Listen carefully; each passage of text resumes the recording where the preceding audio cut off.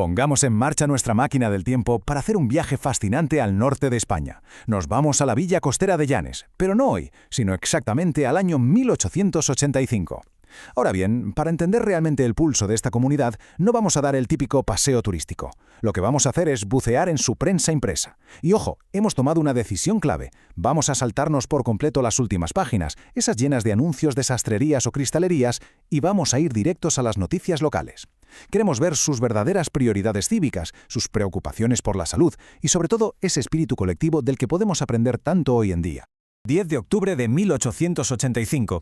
Esta es la carta de presentación de El Oriente de Asturias. Se definían a sí mismos como una revista semanal de intereses morales, materiales, noticias y anuncios. La cabecera tipográfica y ese escudo local son sencillamente una maravilla visual. Pero este papel es mucho más que algo antiguo y bonito. Es un espejo directo al corazón del municipio. Era, a todos los efectos, la plaza mayor del pueblo, pero en formato impreso. El lugar exacto donde se debatían las grandes ideas y donde circulaba lo más urgente de la semana. Y para dar sentido a todo este rompecabezas histórico y no perdernos nada, vamos a dividir esta exploración en 4 grandes bloques. Primero, vida y sociedad en Llanes.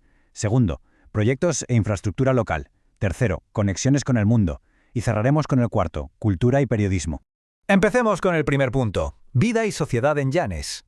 Antes de mirar los edificios o las calles, tenemos que entender a las personas, qué valoraban realmente en una época de tantos cambios económicos. Pues bien, el periódico abría con un manifiesto rotundo titulado El Labrador. Y el contraste que hace es brutal. Por un lado, ponen por las nubes al agricultor, lo llaman el rey de la naturaleza, un artista que a base de puro sudor saca alimento de la tierra. Pero por otro lado, lanzan un dardo envenenado a la alta sociedad. Critican duramente al rico magnate que se sienta en mesas llenas de lujos, olvidando y hasta despreciando el esfuerzo del trabajador que hizo posible ese banquete. Es una defensa de la clase obrera apasionadísima frente a una sociedad que veían cada vez más frívola y materialista. Y claro, la vida de esta sociedad trabajadora era de todo menos fácil. Las cifras del juzgado municipal son el termómetro definitivo de la salud pública, y los números hablan por sí solos. Si miramos la segunda quincena de septiembre, vemos una caída preocupante. Los nacimientos bajaron de 29 en el año 84 a 22 en el 85, y para colmo, las defunciones subieron de 11 a 16. Estos datos fríos, incrustados en la sección de noticias locales, nos cuentan una historia muy dura. Nos dicen que el otoño de ese año estaba golpeando fuerte a la comunidad. Pasamos al segundo bloque, proyectos e infraestructura local. Frente a esos retos de salud y demografía, la villa no se quedaba llorando en un rincón. Todo lo contrario, hay un tremendo impulso cívico en estas páginas. Hablamos de una localidad completamente obsesionada con modernizarse. En la misma semana vemos 3 frentes abiertos, una obra de ingeniería para el agua pública, el alcalde peleando en Oviedo para conseguir 2.000 pesetas, un auténtico dineral en la época, para reparar urgentemente el hospital local y una campaña feroz para mejorar el telégrafo. Es una actividad municipal que francamente resulta asombrosa para finales del siglo XIX. Y hablando del telégrafo, el cabreo del pueblo con la burocracia estatal era monumental. El ayuntamiento y la prensa elevaron una queja porque les habían quitado la categoría de estación de día completo. Decían que restringir el horario causaba, y cito, graves perjuicios para el público.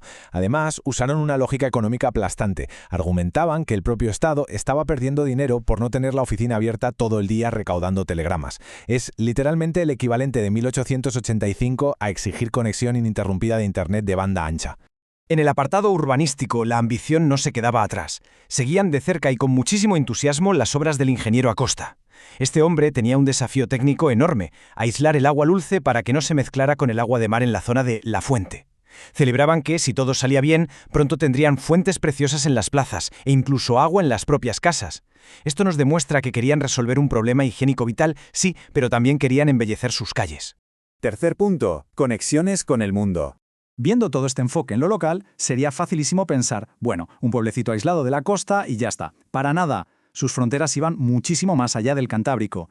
10 días y medio. Ese es el tiempo exacto que tardó el vapor Correo Oaxaca en cruzar el Atlántico, desde La Coruña hasta La Habana. Lo anunciaban con una precisión increíble, porque esta comunidad dependía absolutamente de esas rutas para comerciar, para emigrar y para el correo. Cruzar América en 10 días y medio era toda una hazaña logística. Y esa velocidad de los barcos ayudaba a mantener viva una verdadera red transatlántica. Las páginas locales nos cuentan cómo, a miles de kilómetros en Cuba, el periódico expatriado El Heraldo de Asturias dedicaba un número especial a don José de Posada Herrera, que había sido su primer presidente. En Llanes leían sobre sus paisanos en La Habana como si estuvieran en el barrio de al lado. Nos demuestra que la identidad local era capaz de cruzar el océano sin diluirse ni un poquito. Pero la conexión de la villa también miraba hacia los grandes asuntos de Estado. Nos cuentan cómo la prensa de Oviedo los invitó a debatir la construcción de un buque de guerra para España, financiado colectivamente por toda la región. La idea era llamarlo Asturias o ayudar a pagar uno llamado Patria. Aunque los editores locales no pudieron ir en persona a la reunión, apoyaron la iniciativa de inmediato. Es fascinante ver cómo la prensa local funcionaba como el motor perfecto para involucrar a la gente de a pie en los grandes temas del patriotismo nacional. Y llegamos al último apartado, cultura y periodismo. Porque claro, no todo iban a ser de funciones, acueductos y barcos de guerra. El periódico tenía un alma muy literaria y sobre todo un gran sentido del humor. De vez en cuando colaban anécdotas para sacarle una sonrisa al lector. Cuentan la historia de un viajero portugués que llega a una posada de noche. Cuando le preguntan quién es, el hombre suelta su nombre completo. Don Gaspar, Melchor, Baltajar, Silva de Vasconcelos, Dávila y sigue y sigue. La sirvienta desde dentro se asusta pensando que hay una multitud entera en la puerta. Cierra de golpe y le grita: «Es inútil que os molestéis, en esta venta no cabe tanta gente». Una maravilla de chiste costumbrista que nos acerca muchísimo a la forma de ser de la época. Y fijémonos también en la inmensa solidaridad periodística que había. Nada de pisarse los unos a los otros. El Oriente de Asturias dedicaba su propio espacio para elogiar a un semanario vecino de Cangas de Onís, el Sella. De hecho, promocionaban un artículo de ese periódico que reclamaba el ferrocarril oriental entre Oviedo y Santander. Se notaba un frente común espectacular en la prensa, todos remando a una, usando sus páginas para exigir las grandes infraestructuras que necesitaba toda la cornisa cantábrica. La moralidad y la ética también tenían su espacio en la generosa sección literaria. Aquí encontramos un poema de Telésforo Terol titulado El desafío. Eran tiempos donde los duelos de honor seguían ocurriendo, pero este poema es una condena absoluta y valiente a esa tradición. Lo llama un culto insensato a la venganza fiera, criticando a una sociedad que a veces aplaudía lo que, según el poeta, no era un acto de valentía, sino el acto de un asesino.